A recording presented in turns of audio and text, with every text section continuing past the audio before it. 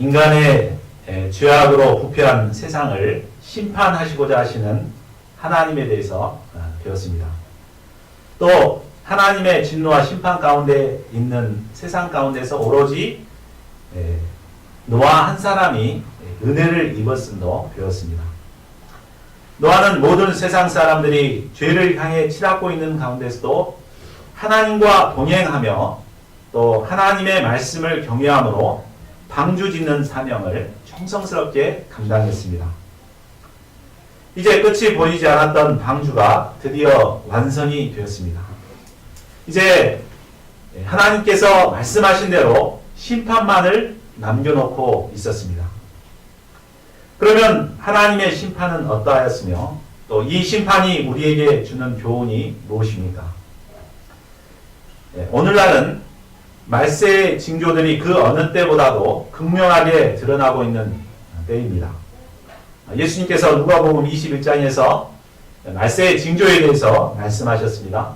그 특징이 첫 번째가 거짓 그리스도들이 많이 나올 것이다 그랬죠. 그래서 요즘 보면 이단들이 엄청나게 활동을 많이 하고 있는 것을 보게 됩니다.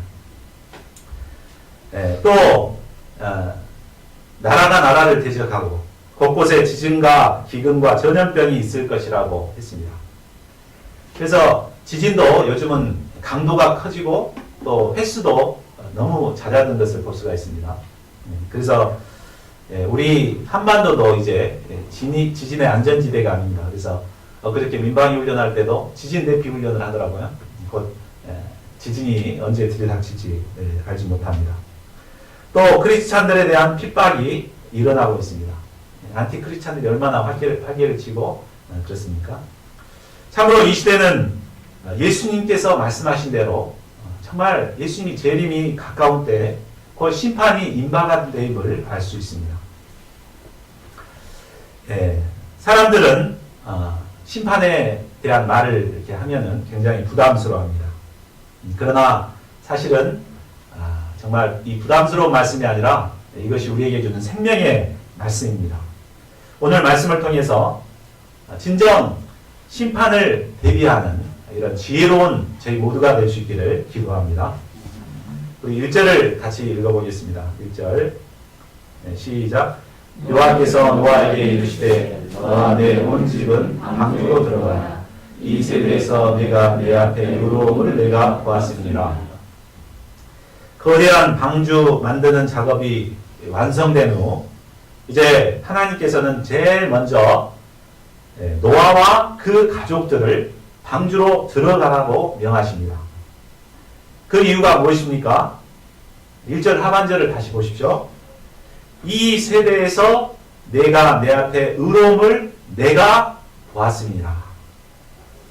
바로 죄로 부패한 시대에서 하나님 앞에 의롭게 살고자 했던 노아를 하나님께서 주목해 보셨기 때문입니다. 하나님은 노아 시대의 죄악을 보셨고 또한 그 가운데서 노아의 의로운 삶을 보셨습니다. 노아 시대 사람들은 하나님이 보지 않을 것이라고 생각하고 자기 마음대로 살았습니다. 그러나 하나님은 그들의 모든 것을 지켜보고 있었습니다. 오늘날은 CCTV나 또 블랙박스가 그냥 막 여러 군데 있죠. 그래가지고 무슨 사건이 터졌다 그러면 가장 먼저 CCTV하고 그 차 주차해 놓은 차에서 이제 블랙박스를 회수합니다. 그래서 이제 범인을 빨리 잡게 되죠. 이것처럼 하나님께서는 우리의 은밀한 곳에서 행한 모든 것도 CCTV로 다 이렇게 녹화해 놓고 계실 것입니다. 어둡고 은밀한 곳에서 행한 모든 것을 하나님께서는 다 지켜보고 계십니다. 그리고 때가 되면 하나님께서 보셨던 그 근거를 기초해서 우리를 심판하실 것입니다. 우리는 때로 세상에 불의가 승리하는 것 같고 의로운 자들이 괴로움을 당한 것 같을 때 하나님이 과연 살아계시는가 하는 의문을 품을 때가 있습니다. 그러나 하나님께서는 살아계셔서 우리의 모든 행위를 감찰하시는 분이십니다. 그리고 때가 되면 그 삶의 결과에 따라 우리에게 보응하시는 분이십니다. 하나님은 우리의 머리카락 하나까지도 다 세시는 분이라고 하셨습니다. 만일 우리가 하나님 앞에서 예수님을 부인하는 삶을 살았다면 장차 예수님께서도 우리를 부인하실 것이라고 말하십니다. 반면 우리가 하나님 앞에서 예수님을 시인하는 삶을 산다면 장차 예수님께서도 하나님 앞에서 우리를 시인할 것입니다. 이제 하나님은 노아를 방주에 들이게 하신 후 짐승들을 방주로 들이도록 하셨습니다. 그리고 이제부터 7일 후면 40주야를 땅에 비를 내려 모든 생물을 쓸어버리겠다고 하셨습니다. 노아는 이 명령 역시 하나님께서 명하신 대로 다 준행하였습니다. 6절에서 9절을 보십시오. 노아는 아들들과 아내와 며느리들과 함께 방주로 들어갔습니다. 정결한 짐승과 부정한 짐승과 새와 땅에 기는 모든 것은 각각 암수 둘씩 하나님께서 노아에게로 이끌어 방주에 들어가게 하셨습니다. 그냥 둘씩 하나님이 택하신 짐승들이 둘씩 줄을 써가지고 차례차례 이렇게 방주로 들어간 것입니다. 사자도 호랑이도 얌전히 줄을 서가지고 따라 들어왔습니다. 이런 일은 모든 세상 사람들이 놀랄 만한 아주 신비한 일이었습니다. 아마 세상에 이런 일이라는 다큐 프로그램에서 특별 취재를 나왔을 것입니다. 사람들은 이때라도 야 노아 할아버지가 얘기했던 말이 빈말이 아니었구나 생각하고 심각하게 심판의 메시지를 받아들이고 들어가면 됐습니다. 그러나 그들은 재미있게 구경만 했지 깨닫지는 못했습니다. 또한 하나님께서는 노아와 모든 동물들을 방주에 넣으신 후에도 7일간의 유예 기간을 주셨습니다. 7일간 방주의 문이 열려있게 하셨습니다. 이게 이때만이라도 방주에 들어가면 공짜로 구원받는 거예요. 뭐 방주 짓는 일 전혀 안 했지만 이때라도 믿고 들어가면 구원을 받았지만 한 사람도 들어간 사람이 없었습니다. 누가복음 17장 27절에 보면 노아가 방주에 들어가던 날까지 사람들은 먹고 마시고 장가들고 시집갔다고 했습니다. 또 다른 복음서에 보면 사고 팔고 신고 집을 짓는 일을 했습니다. 이게 사람들의 원통 관심은 어떻게 하면 잘 먹고 잘 살 것인가, 어떻게 하면 좋은 데 장가가고 시집갈 것인가, 또 어떻게 하면 사고 팔고 신고 집을 질 것인가, 이런 것에만 골몰하고 있어가지고 당장에 심판이 오는데도 그 일에만 몰두를 하고 있었습니다. 참으로 안타까운 일입니다. 그러나 구원의 문은 언제까지 열려만 있지 않았습니다. 때가 되면 구원의 문은 닫힙니다. 16절을 보십시오. 노아와 그 가족들과 모든 짐승들이 다 방주에 들어간 후에 하나님께서는 방주의 문을 닫으셨습니다. 여호와께서 그를 들여보내고 문을 닫으시니라. 방주의 문은 이때까지 누구나 다 들어올 수 있도록 넓게 열려 있었습니다. 그러나 때가 되자 열렸던 문은 철커덕 하며 굳게 닫혔습니다. 하나님께서 닫으신 이 문은 아무도 열 수가 없었습니다. 지금까지 그들이 원하였다면 방주에 들어갈 기회가 얼마든지 있었습니다. 그러나 이제는 안타깝게 문이 닫혀버렸습니다. 방주 박혀있는 자들은 영원히 멸망을 받아야 할 운명에 처하게 되었습니다. 이것은 그들이 고의적으로 하나님의 은혜를 거절한 결과였기 때문입니다. 구원의 기회는 언제나 있는 것이 아닙니다. 반드시 구원의 문이 닫힐 때가 있습니다. 그때는 아무리 문을 열어달라고 애원해도 소용이 없습니다. 고린도후서 6장 2절은 말합니다. 보라 지금은 은혜 받을 만한 때요 보라 지금은 구원의 날이로다. 구원의 문이 열려있을 때 회개하고 서둘러서 구원의 방주에 들어가야 구원을 받을 수 있습니다. 11절을 보십시오. 드디어 노아가 600세 되던 해 2월 17일이 되었습니다. 저자가 정확한 날짜를 기록한 것은 하나님의 심판이 바로 역사적인 사실임을 말하고자 한 것입니다. 그날에 땅 아래에서는 큰 기쁨의 샘들이 터졌습니다. 이로 인해 대대적인 지각 변동이 일어나고 거대한 쓰나미가 몰려왔을 것입니다. 그리고 하늘의 창들이 열려 쏟아져 내리기 시작했습니다. 그 이전에는 이제 하늘에 윗물이 이렇게 쌓여 있었잖아요. 근데 그것이 창문이 열려가지고 온통 이제 폭포수처럼 막 쏟아져 내린 것입니다. 참 이렇게 말하니까 좀 실감이 안 나죠. 그래서 좀 이해를 돕기 위해서 제가 영상을 하나 준비했습니다. 잠깐 감상을 하도록 하겠습니다.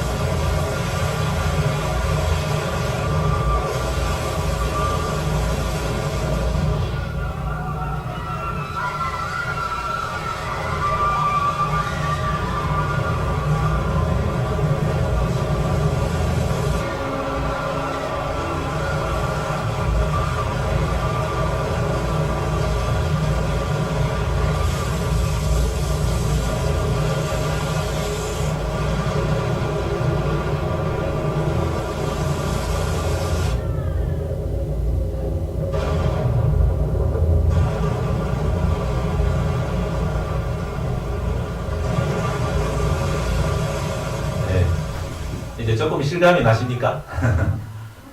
근데 이것보다 더 심했을 것입니다. 그러니까 윗물이 막 쏟아져 내리고 깊음에 샘들이 터졌기 때문에 아주 그냥 뒤죽박죽이 됐을 것입니다. 17절에서 20절을 보십시오. 홍수가 이처럼 큰 홍수가 40일 동안 계속되었습니다. 그러자 방주가 땅에서 떠올랐습니다. 물이 더 많아져 땅에 넘치게 되자 이제 방주가 물 위에 둥둥 떠다녔습니다. 물이 땅에 더욱 넘쳐져 천하의 높은 산들이 다 물에 잠기게 되었습니다. 그동안 높음을 자랑하던 모든 산들은 하나님의 심판 앞에 모두 물에 잠기고 그들이 조롱하고 비웃었던 노아 같은 방주만이 물 위에 떠올랐습니다. 하나님의 심판 때가 되면 눈부신 과학 문명을 비롯한 높아진 모든 산들은 흔적 없이 사라질 것입니다. 21절에서 24절은 이 하나님의 홍수 심판이 얼마나 무섭고 참 철저한가를 강조해서 말하고 있습니다. 우리 한번 길지만 21절에서 24절까지 같이 한번 읽어보겠습니다. 시작. 땅 위에 움직이는 생물이 다 죽었으니 곧 새와 가축과 들짐승과 땅에 기는 모든 것과 모든 사람이라 육지에 있어서 그 코에 생명의 기운이 숨어있는 것은 다 죽었더라. 지면의 모든 생물을 쓸어버리시니 곧 사람과 가축과 기는 것과 공중의 새까지라. 이들은 땅에서 쓸어버림을 당하였으되 오직 노아와 그와 함께 방주에 있던 자들만 남았더라. 물이 150일을 땅에 여기서 반복되는 말이 다 죽었더라. 쓸어버리시니 다 죽었더라. 이런 말이 반복됩니다. 이는 하나님의 심판이 철저함을 말해주고 있습니다. 이때 죽었던 사람이 몇 명이나 된 줄 아십니까? 우리 그 창조 과학자들의 그 계산에 의하면 최소 10억이라고.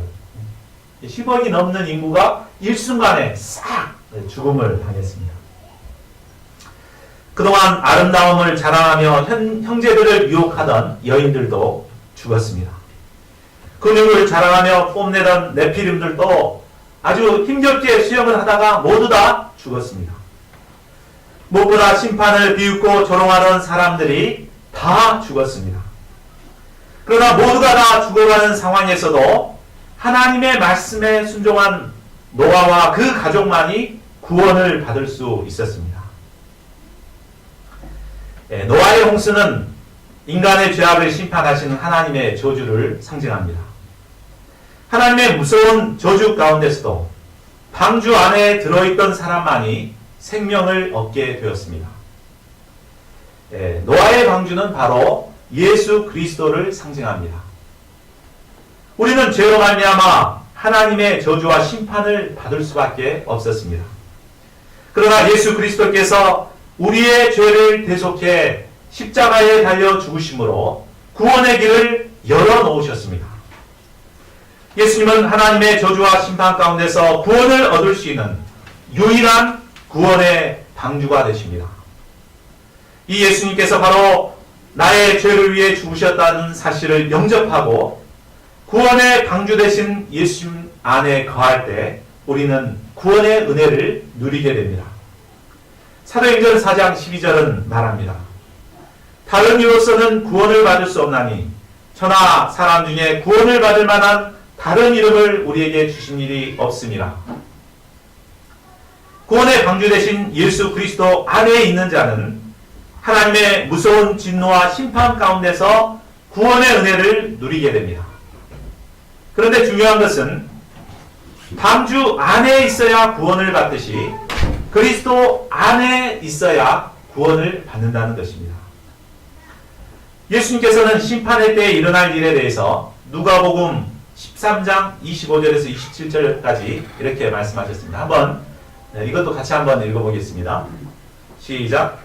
집주인이 일어나 문을 한 번 닫은 후에 너희가 밖에 서서 문을 두드리며 주여 열어주소서 하면 그가 대답하여 이르되 나는 너희가 어디서 온 자인지 알지 못하노라 하리니 그때 너희가 말하되 우리는 주 앞에서 먹고 마셨으며 주는 또한 우리를 길거리에서 가르치셨나이다 하니 그가 너희에게 말하여 이르되 나는 너희가 어디서 왔는지 알지 못하노라 생각하는 모든 자들아 나를 떠나가라 하리라. 이 말씀을 보면 예수님께 길에서 가르침을 받았다고 구원을 받는 것이 아님을 볼 수 있습니다. 또 예수님 앞에서 함께 먹고 마셨다고 구원을 받게 되는 것도 아님을 알 수 있습니다. 우리가 주일 예배에 나와서 예배를 들었다고 또 예배 후에 식사 교제를 나눴다고 해서 구원을 받게 되는 것이 아닙니다. 그러면 어떤 자가 구원을 받게 됩니까? 바로 예수님이 아시는 자, 예수님이 알고 있는 자가 구원을 받습니다. 다시 말한다면 예수님 안에 거하면서 예수님과 인격적인 사귐과 교제를 가진 사람만이 구원을 받게 된다는 것입니다. 오늘날 신자들은 구원을 너무 쉽게 생각하는 경향이 있습니다. 교회에 모임만 참석하고 또 교회의 직분만 맡아서 섬기면 그것으로 구원이 보장될 것이라고 생각하는 사람들이 아주 많습니다. 이런 잘못된 믿음 때문에 교회를 다니면서 이제 구원을 받았다고 생각하고 정말 담대하게 죄를 짓습니다. 그래서 많은 크리스찬들이 세속화되어 가고 있습니다. 오늘날 한국 교회는 이런 큰 위기에 직면해 있습니다. 그 이유는 교회에서 심판과 회개의 메시지를 전하지 않고 축복과 위로의 메시지만을 전했기 때문입니다. 1992년에 그 다미 선교회라는 게 있었죠. 기억하실 겁니다. 다미 선교회가 92년 10월 28일 날 예수님이 재림하신다. 그래가지고 아주 그냥 발칵 우리나라를 뒤집어놓은 사건이 있었습니다. 그때 이후로 심판에 대해서, 재림에 대해서 얘기를 하면 이단시 취급하는 그런 분위기가 막 팽배했어요. 그러니까 교회마다 심판에 대해서 또 회개에 대해서는 전하지 않고 위로에 대해서 이렇게 참 격려하고 힘을 주고 축복받는 메시지만을 이렇게 전하게 되었습니다. 그러다 보니까 이 교회가 지금 이렇게 되어가고 있는 것입니다. 성경학자들의 말에 의하면 유럽 교회가 망한 것이 바로 그것 때문이랍니다. 유럽 교회는 심판을 가르치지 않고 축복의 메시지만을 계속 전해왔답니다. 그러니까 순식간에 정말 기독교 그 국가가 몇 년 만에 이렇게 몰락한 것을 보게 됩니다. 그래서 어떤 성경학자는 우리 한국 교회도 20, 30년 안에 유럽 교회처럼 몰락할 것이다. 이렇게 말하는 분도 있습니다. 참 심각한 일이 아닐 수 없습니다. 결국 참 구원의 방주 되신 예수님 안에 거하지 않고 형식적인 신앙생활만 하는 자들은 심판의 때에 구원을 받을 수가 없습니다. 미안하지만 예수께서는 천국문을 굳게 닫을 것이라고 말합니다. 그리고 나는 너희가 어디서 왔는지 알지 못하노라. 행악하는 모든 자들아 나를 떠나가라. 이렇게 말씀하실 거라고 말합니다.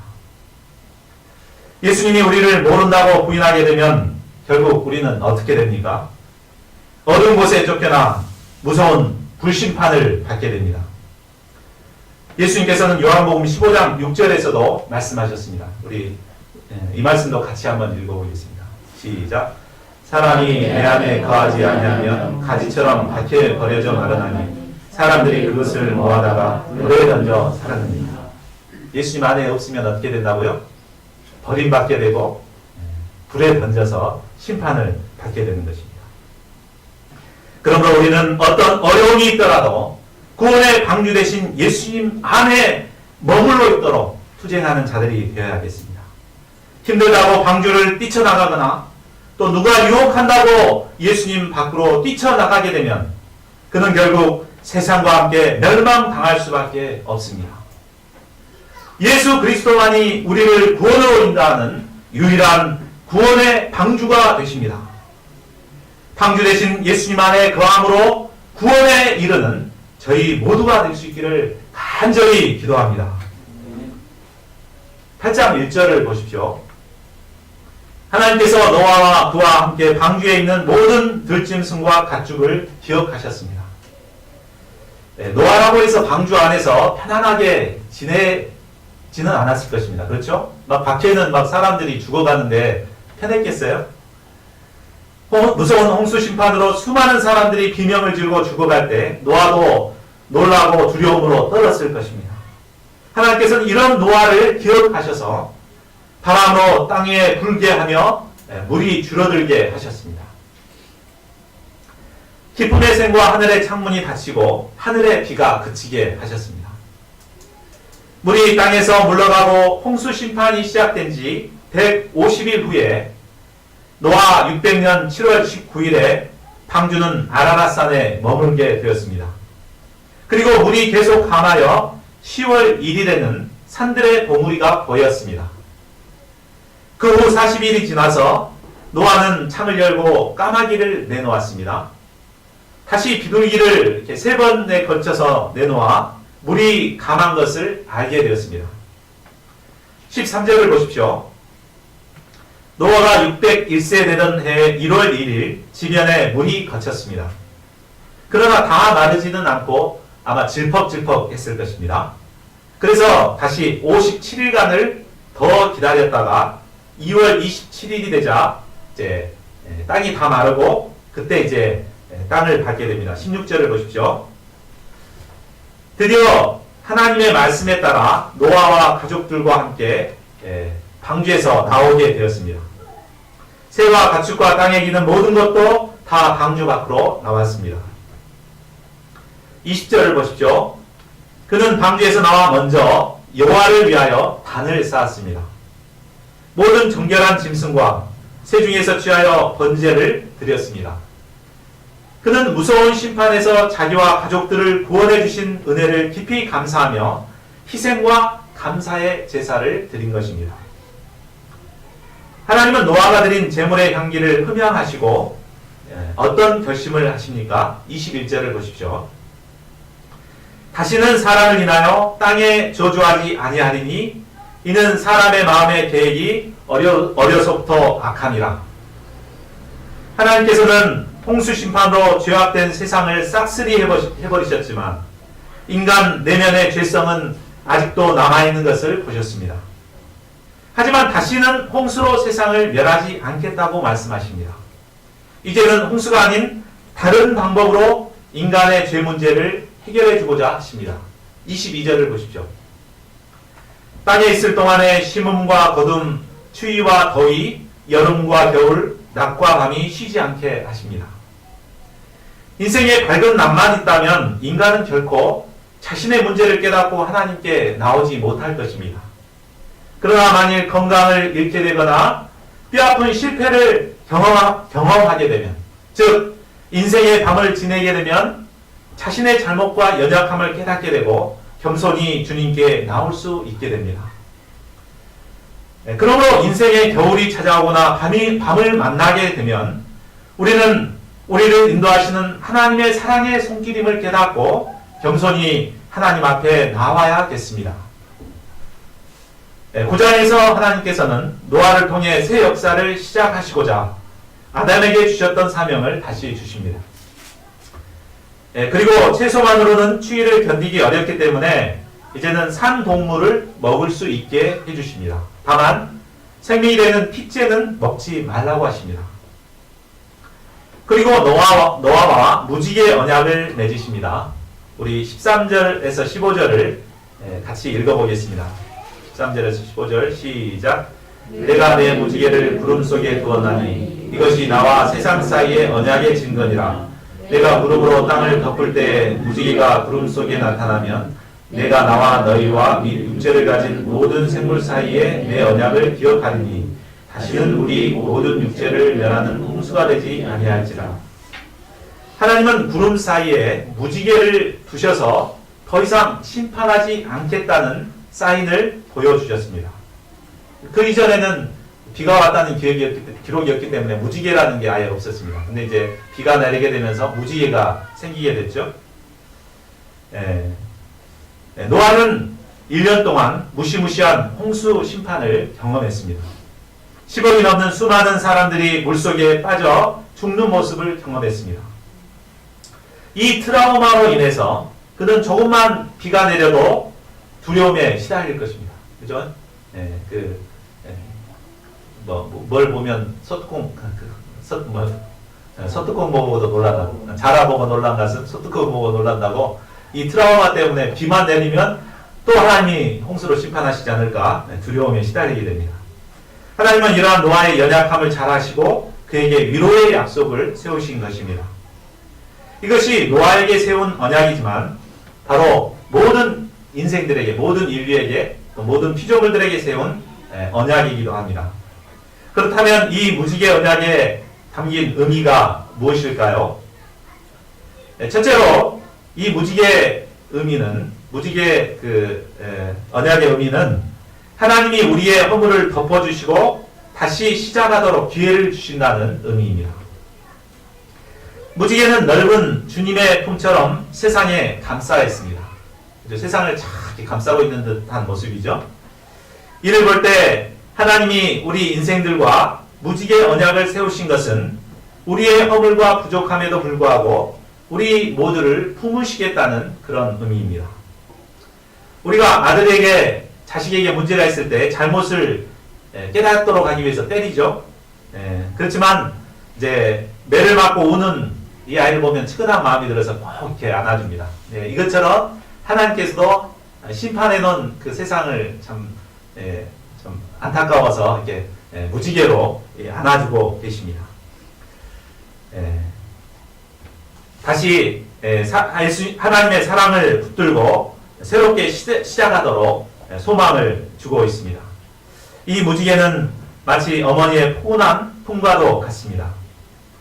둘째로 무지개 언약은 우리에게 비전과 소망을 줍니다. 무지개 색깔이 7개라고 하지만 실제 이렇게 스펙트럼으로 이렇게 컴퓨터 프리즘으로 이렇게 해보면 아주 수십만 가지의 색깔을 내고 있다고 합니다. 우리의 인생을 향한 하나님의 마음도 이 무지개 색깔과도 같습니다. 우리가 자신을 바라보면 자신의 모습이 시커먼 먹구름처럼 답답하고 비전도 보이지 않습니다. 내가 앞으로 어떻게 살아갈까 생각은 깜깜하죠. 그러나 이 무지개 언약을 통해서 우리가 하나님을 바라볼 때 우리에게 새로운 색깔의 미래를 보여주십니다.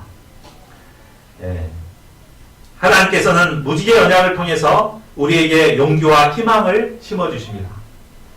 하나님께서 주시는 무지개 희망을 붙들고 새 소망의 역사를 이루어가는 저희들이 되어야 되겠습니다. 셋째로 무지개 언약은 하나님과의 화평의 의미가 있습니다. 13절 하반절을 보면 이것이 나와 세상 사이의 언약의 증거니라 라고 말씀하셨습니다. 바로 하나님과 세상 사이에 무지개가 이제 걸쳐져 있습니다. 무지개는 하늘과 땅을 연결하고 있습니다. 바로 죄로 말미암아 죽을 세상과 또 하늘과 이렇게 연결이 된 것입니다. 그동안은 죄악의 땅과 하나님 하늘과 이렇게 단절이 되었습니다. 그러나 하늘과 땅을 연결하는 화평의 무지개로 말미암아 우리 인간이 하나님께로 나갈 수 있는 길이 열린 것입니다. 이 무지개는 바로 예수 그리스도의 십자가를 상징하고 있습니다. 예수님의 십자가는 하나님과 우리 사이의 화해의 표시요 또 화평의 증거입니다. 에베소서 2장 14절에서 16절은 말하고 있습니다. 그는 우리의 화평이신지라 둘로 하나를 만드사 원수된 것 곧 중간에 막힌 담을 자기 육체로 하시고 또 십자가로 이 둘을 한 몸으로 하나님과 화목하게 하려 하심이라. 원수된 것을 십자가로 소멸하시고. 우리는 죄로 말미암아 감히 하나님 앞에 설 수가 없었습니다. 하나님 앞에 나갈 수도 없었습니다. 그러나 이제는 예수님의 십자가를 통해서 하나님께 나아갈 수 있는 길이 열리게 되었습니다. 하나님과 더불어 교제하며 풍성한 은혜를 누리게 되었습니다. 예수님의 십자가는 지금도 수많은 사람들을 하나님 나라로 인도하는 언약의 무지개가 되고 있습니다. 결론을 맺겠습니다. 오늘 우리는 하나님께서 죄를 얼마나 철저히 심판하시는가를 배웠습니다. 하나님은 사랑이 풍성하신 분이시지만 죄에 대해서는 철저하게 심판하시는 거룩한 분이십니다. 또 공의의 하나님이십니다. 또한 우리는 누구나 이 하나님 앞에 예외 없이 심판을 받게 되어 있습니다. 고린도후서 5장 10절은 말합니다. 우리 고린도후서 5장 10절 같이 한번 읽어보겠습니다. 시작. 이는 우리가 다 반드시 그리스도의 심판대 앞에 나타나게 되어 선악한 그 몸으로 행한 것을 따라 받으려 하니라. 우리가 다 반드시 예외가 없죠. 누구 목자 양이라고 해서 봐주지 않고 UBF 다녔다고 해서 봐주지 않습니다. 다 반드시 그리스도의 심판대 앞에 각각 개별적으로 이렇게 서게 됩니다. 그래서 그 몸으로 따라 행한 것을 따라서 받게 됩니다. 어떤 삶을 살았는가? 아까 다 찍어놨잖아요. 다 봤잖아요. 하나님이. 그것에 따라서 몸으로 따라 행한 것을 심판하십니다. 그때 우리 몸으로 행한 것에 따라 준엄한 하나님의 심판을 받게 됩니다. 우리가 이 하나님의 심판을 생각할 때 아무렇게나 함부로 살아갈 수 없습니다. 죄악된 시대를 살아가지만 우리는 죄악된 시대를 본받지 말아야겠습니다. 구원의 방주 되신 예수님 안에서 예수님과의 깊은 사귐을 가지며 주님을 기쁘시게 하는 삶을 살아야겠습니다. 그래야 장차 예수님이 재림하여 이 세상을 심판할 때 우리 모두가 구원의 은혜를 누리는 자들이 될 수 있기를 간절히 기도합니다. 창세기 요절 말씀 7장 23절을 같이 읽고 기도하고 마치겠습니다. 시작. 지면의 모든 생물을 쓸어버리시니 곧 사람과 가축과 기는 것과 공중의 새까지라. 이들은 땅에서 쓸어버림을 당하였으되 오직 노아와 그와 함께 방주에 있던 자들만 남았더라. 고마우신 하나님,